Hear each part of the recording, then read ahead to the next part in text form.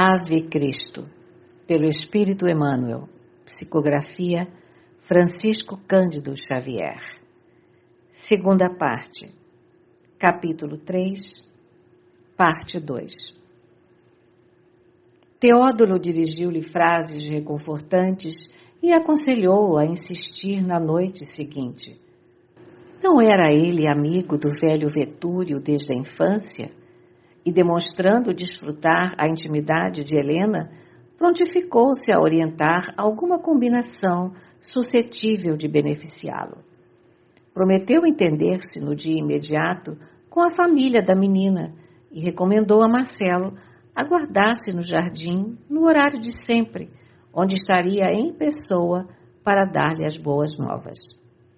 Volusiano não cabia em si de júbilo. Comovido, apertou as mãos do protetor com efusiva satisfação e contemplou o elevado, qual se estivesse diante de um semideus. Ambos contentes se abeiraram de algumas mulheres alegres, admirando-lhes os bailados exóticos. Em seguida, despediram-se com cristalinas gargalhadas de velhos amigos. De manhãzinha, Teódulo procurou Helena para informações. A senhora escutou-lhe o relato verbal entre curiosa e indignada. Ao término da minuciosa elucidação, falou enraivecida. Com que, então, era noivo da mulher que me invade a casa? Triste par de criminosos natos. Ela me furta o esposo, ele me perverte a filha. Ainda bem que estou viva e sã para impedir vítimas novas. Esboçou o irônico sorriso na máscara fisionômica e perguntou ao companheiro: que sugeres? Helena, ontem mesmo o assunto poderia ter sido liquidado. Atravessamos juntos a corrente do Tibre. Ele, desorientado pela embriaguez, poderia ter caído nas águas, dormindo para sempre. Ninguém daria por isso. É um biltre que não ajuda ninguém. Todas as informações colhidas no anfiteatro coincidem quanto a ele. É vagabundo, preguiçoso e ladrão no jogo fácil. Ninguém sabe por que teria merecido o interesse de Cláudio Lício. Sem nome, sem dinheiro, sem procedência, de que modo concorreria com o nosso Galba num casamento de tal monta? Não desejava, porém, assumir qualquer responsabilidade sem ouvir-te. Procurei encorajar-lhe a vinda, hoje, para qualquer decisão. Naturalmente, agirei segundo a tua vontade. A senhora pensou, e após longa pausa, considerou resoluta. Fizeste bem. Regozija-me a segurança de tua fidelidade. Nasceu-me agora no cérebro um plano eficaz, em cuja execução Tassiano será chamado a contas com a eliminação de nossos inimigos. Um velho sórdido quanto esse Basílio, de que me dás notícia, não devia reclamar-nos tanta consideração. Mas para avançarmos sem aborrecimentos, procuraremos a família de Carpo, de modo a conhecer-lhe a verdadeira situação. Antes de mais nada, porém, é indispensável atingir o objetivo mais próximo. Volusiano morrerá hoje mesmo, no Caramanchão. Tem os recursos adequados para a taça, com que poderás cumprimentá-lo à chegada. E a menina? Indagou Teódulo, impressionado com a audácia do projeto. Ora, esclareceu a matrona sem rebuços. O carro não escolhe o passageiro. Lucila, por enquanto, não passa de uma boneca ingênua. Olvidará a loucura praticada e aceitará a realidade, abençoando-nos mais tarde a interferência. O casamento, acima de tudo, é um negócio. Não admito venha ela preferir um vagabundo a um cavalheiro da estirpe do meu irmão. Casei-me em obediência a meu pai. Agora creio haver chegado o instante em que devo ser obedecida. Teódulo silenciou. Seria inútil argumentar com aquela vontade férrea. Enquanto Anacleta auxiliava a jovem enferma, Helena e o amigo atravessaram o dia refletindo no acontecimento traçado para a noite. Marcelo não faltou à palavra. Na hora justa, elegante e bem posto, alcançou o jardim, encontrando o suposto benfeitor da véspera a esperá-lo, no isolado recinto verde, onde ele e Lucila costumavam sonhar. Abraçou Teódulo imperturbável. Trago o coração pulando no peito, disse o rapaz, tremendo de ansiedade. Acaso os deuses me favorecem? Como não? Respondeu cordial o intendente de Opílio. Os imortais nunca desprezam a juventude. E Lucila? Atalhou o recém-chegado impaciente. Ela e a mãezinha virão ter conosco. O avô deseja que o assunto do casamento seja carinhosamente examinado. Ninguém se oporá desde que os pombinhos se entendam e sejam felizes. Marcelo esfregou as mãos contente e comentou espontâneo. Oh, a glória, enfim! O amor vitorioso, uma herança poupuda. Sim, realmente, afirmou o amigo com indefinível inflexão de voz. Receberás a herança que, naturalmente, será justo esperares da vida. O moço fitou as janelas iluminadas do casarão magnífico e, voltando-se para o interlocutor, exclamou encantado. Oh, como passa o tempo devagar! Teódulo, serás recompensado.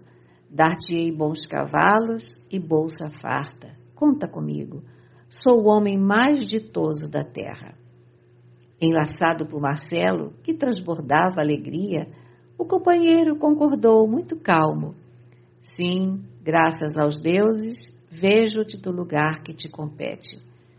Solicitou ao rapaz aguardasse alguns instantes e demandou o interior doméstico, alegando a necessidade de comunicar-se com as senhoras. Decorridos alguns minutos, Teódulo reapareceu com uma salva de prata em que 2 taças de primorosa beleza ladeavam gracioso recipiente de vinho escamando para Volusiano. Celebremos nosso triunfo. Mãe e filha não tardam.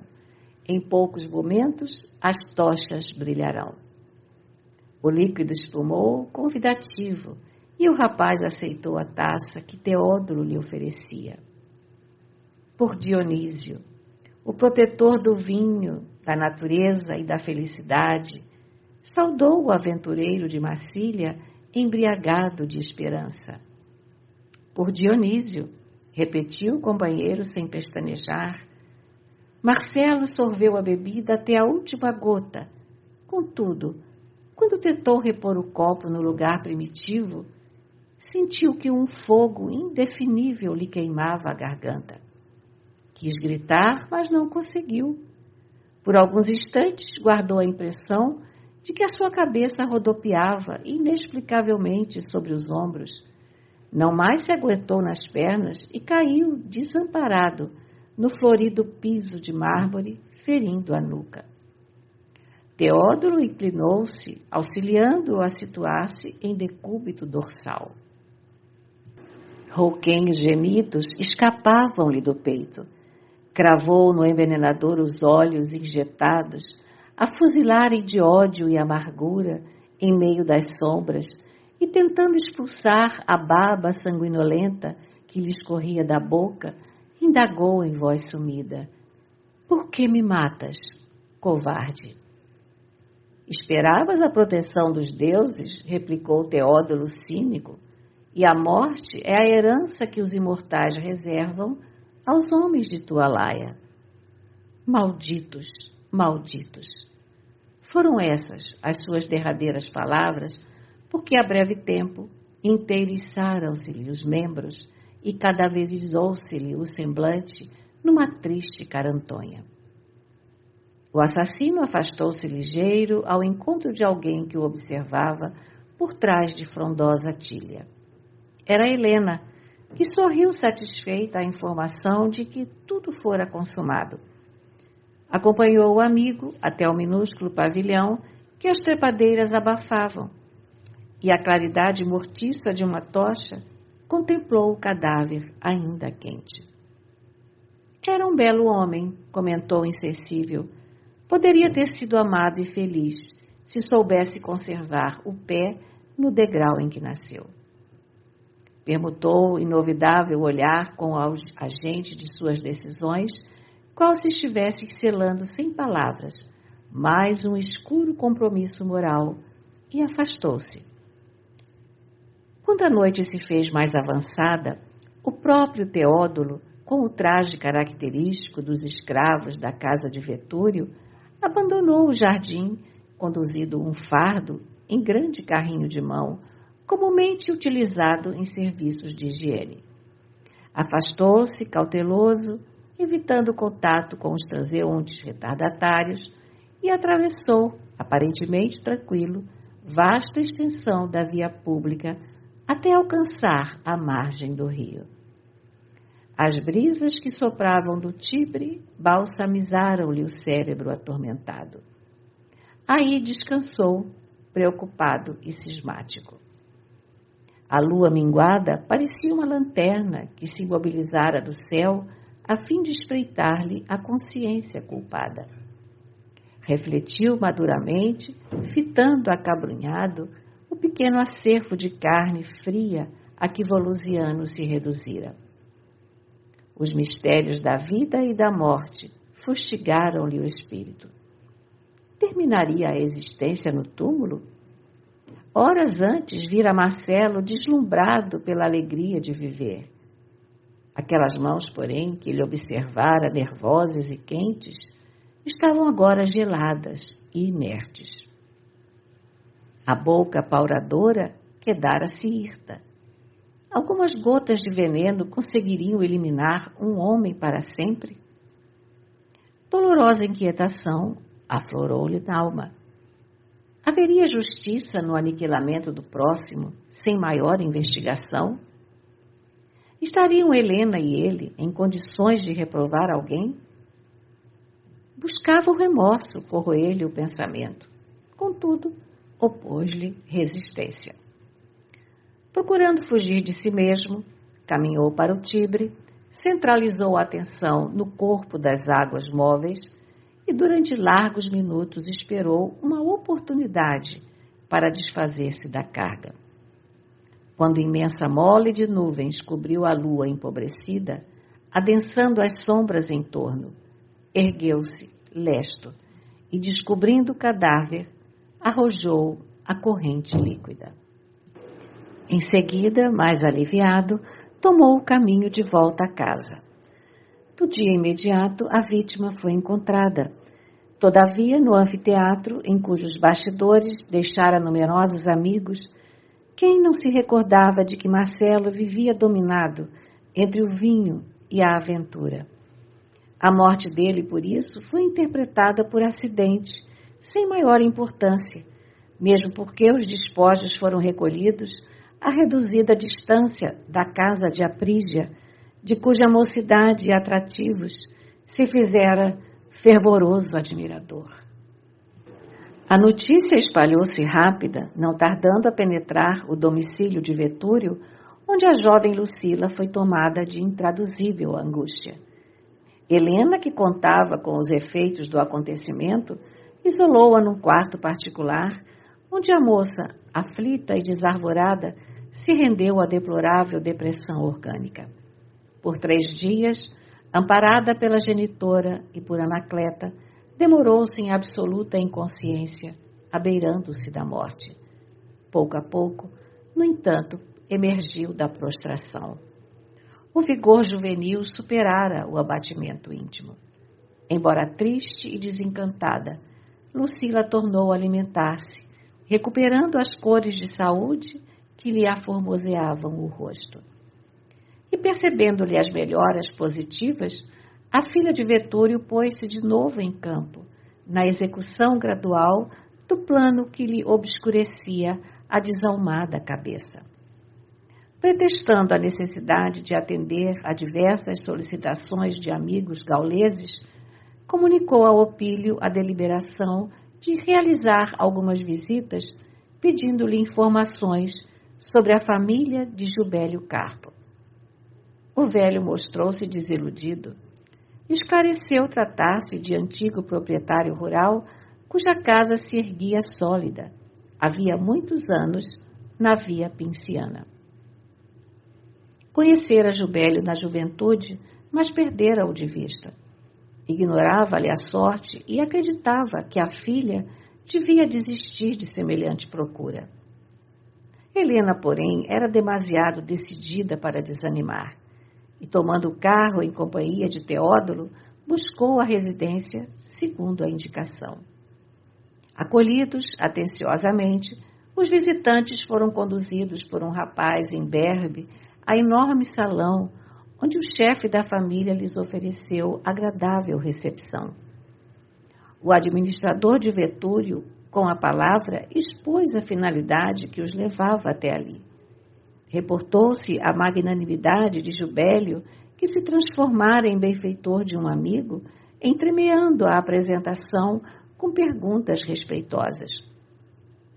O anfitrião, que exibia o rosto rubicundo de um homem amadurecido no uso e no abuso do vinho, ouviu amavelmente e explicou. Devo dizer-lhe, antes de tudo, que meus pais faleceram faz mais de 10 anos. Sou Saturnino, o primogênito e atual responsável pelos negócios da família. Diante de uma ligeira observação de Teódulo, exalçando a bondade dos genitores, falou sarcástico. Meus pais realmente foram campeões da alforria em débita. Se fossem chamados a governar, teriam empobrecido o Império Romano. Aliás, várias vezes foram acusados de nazarenos, porque a benevolência neles era qualquer coisa semelhante à loucura. Os recém-chegados compreenderam de pronto com que espécie de comerciante iriam entrar em contato. O empregado de Opílio aventurou uma pergunta sobre o velho afinador de Leão, ao que Saturnino ajuntou apressado. Dos assentamentos em nosso poder, sei que Basílio, escravo de nossa casa, foi afastado das obrigações habituais sob compromisso, como alguns outros servidores, cujo paradeiro desconhecemos. Estampou enigmático sorriso e acrescentou: nossos interesses têm sido vilmente explorados. Há mais de 10 anos venho procurando corrigir grandes erros e sustar clamorosas usurpações. Imprimindo imensa doçura na voz, Helena ponderou muito calma. Reconheço que não teremos qualquer dificuldade para um bom entendimento. Acontece que Basílio, hoje velhinho, é nosso valioso cooperador na Gália Lugdunense. Tamanhos serviços devemos a ele e tanto se aflige o nosso admirável colaborador com os débitos do passado que prometemos providenciar a transferência da dívida para nós outros. Os olhos de Saturnino iluminaram-se de súbito. Com inequívocos sinais de ambição e alegria, respondeu entusiasmado. Por Júpiter, ainda existe honestidade na terra. É a primeira vez que encontro um devedor preocupado em auxiliar-nos. Não oporemos qualquer embargo à transação. Basílio será definitivamente liberado. Rogou licença para afastar-se alguns instantes e logo após trouxe consigo a documentação existente. Os visitantes não regatearam. Saturnino ajuntou à importância legal significativa quantia de juros, e Teódulo, a um sinal da companheira, pagou todo o montante, sem pestanejar. Na posse de elementos comprobatórios do resgate, os dois se retiraram e, em caminho, Helena dirigiu-se ao companheiro explicando. Agora temos o velho patife em nossas mãos. Ele e a filha não nos escaparão. Meu plano está progredindo regularmente. Avancemos para os novos fatos. Combinarei com meu pai o teu regresso imediato à colônia. serás o emissário de uma carta minha a Tassiano, implorando-lhe a vinda urgente a Roma em companhia de Blandina. Tomarei por pretexto a enfermidade de Lucila, que pintarás para a imaginação dele como estando em processo de morte gradativa. Estou convencida de que meu esposo atenderá. Calcularemos o tempo preciso para voltarmos a Leão antes que ele possa cruzar as águas. Aportando aqui, não mais nos encontrará, de vez que instruirei meu pai a fim de justificar o nosso retorno precipitado a conselho médico numa tentativa suprema de salvar a doente. Achar-nos-emos então em Leão, suficientemente desembaraçados para o trabalho punitivo. Conseguirei algumas cartas importantes para incentivar a perseguição aos nazarenos e poderemos apresentar o afinador como escravo fugido e revolucionário perigoso. Agitaremos as autoridades governamentais. Com a documentação que possuímos, o filósofo e a filha estão naturalmente liquidados. Meditou, cabisbaixa, por alguns momentos e concluiu. Assim, quando Tassiano e Blandina estiverem de regresso à casa, serão surpreendidos pelo serviço já terminado. O amigo espantado concordou presto. Efetivamente, o projeto está perfeito. Helena silenciara. Teódulo deitou-lhe os olhos assombrados, sem saber se fora invadido pela admiração ou pelo medo. A breves minutos, o carro estacou ante os jardins de Vetúrio. Anoitecia. O crepúsculo tisnava-se de espessa neblina, semelhante ao nevoeiro moral que envolvia aquelas almas em sombra.